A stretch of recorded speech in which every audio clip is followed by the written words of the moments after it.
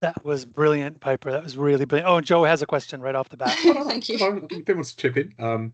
Thank you. No, no, Fab. Thank you so much for coming down. Just curious, a couple of things spring to mind. So obviously, we'd really like to help you to spread the word about this.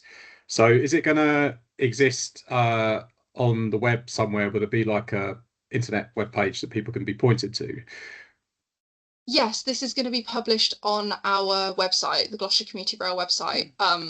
Yeah, so all of our other maps are currently available as digital versions. I think all of them, most of them at least, are available as digital versions on our website. So yeah, it will be available online, and we'll be posting about it on social media and stuff as well. Because we've got quite early days, but we do have a website, so we'd really love to do a blog and kind of link Yeah, to it because definitely. I Yeah. think probably the most fertile hunting ground, just in terms of getting the stories, is if we can link you up with Great Western Rail, people that work there, Chiltern, and obviously they can then reach out via their networks to people that work there to get their stories. So Yeah. yeah, really happy to help with that in any way that we can, and of Yeah, course, that'd be amazing. love to add you Thank you to so our much. mailing Great, list. thank you. So yeah, thank you. Cool. I think it's Matt. Yes. Yeah. Yeah. No, thank you so much. That was such an interesting presentation. I've been really looking forward to it actually since it was first announced. I wanted to check whether you're aware of the National Railway Museum's People Pride and Progress project and that you're linked up with Ashlyn, because there's probably some overlap in terms of people who've participated in that project who might be of relevance to your project and vice versa. So yeah, just wanted to make sure that that Yes. connection had been made, but it sounds like it has Yeah, been. I have. I've emailed Ashlyn asking to discuss like crossovers and tips and tricks and stuff about like coloring the story. So yeah, I have been in contact with her, but thank you so much for suggesting that. That's all right. I live in Shropshire, and it's a real shame we haven't got anything like this in Shropshire. But I'd have things to contribute otherwise. But with it being Gloucestershire, I sadly don't. But it's a wonderful project. Thank you for bringing it to fruition and presenting it to us today.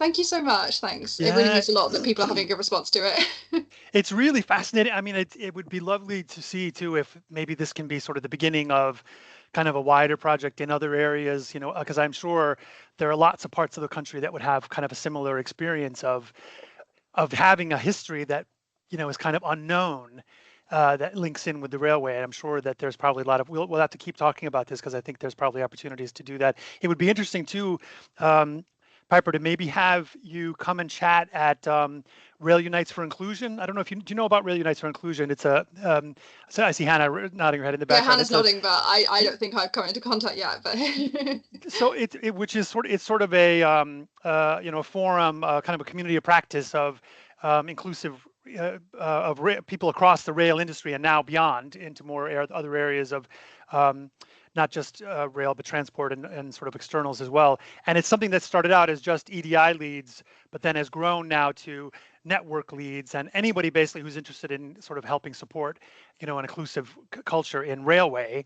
And it's across it's national. So it would be a great place for you to sort of talk about this. I think not only to get people excited and interested from that area, from Gloucestershire, to contribute, but also to maybe see about letting it have legs and extend beyond that, because I think it's a really fascinating project. I've never heard of anything quite like it, so it's exciting to see.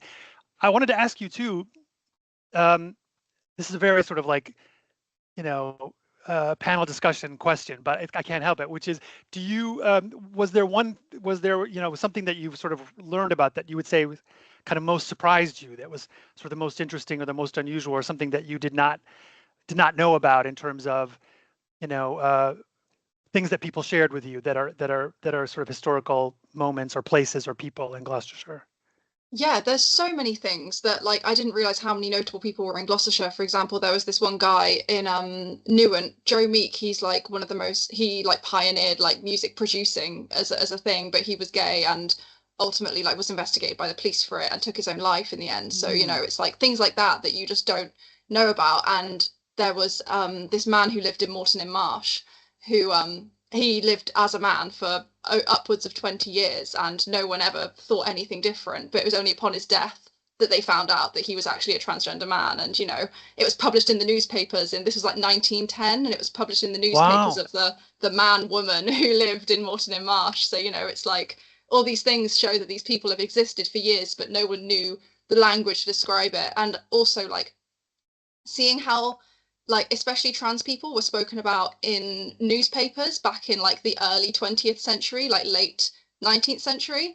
It's really interesting because there isn't that sort of narrative of fear and othering. It's more of just a, oh look, this is really interesting and this is like really unusual. Like that sort of narrative around it was like, oh, I've never seen this before. It wasn't that sort of fear-mongering tactics that are used today. So I think like seeing the progression of the perception of people like over time has been really, really interesting.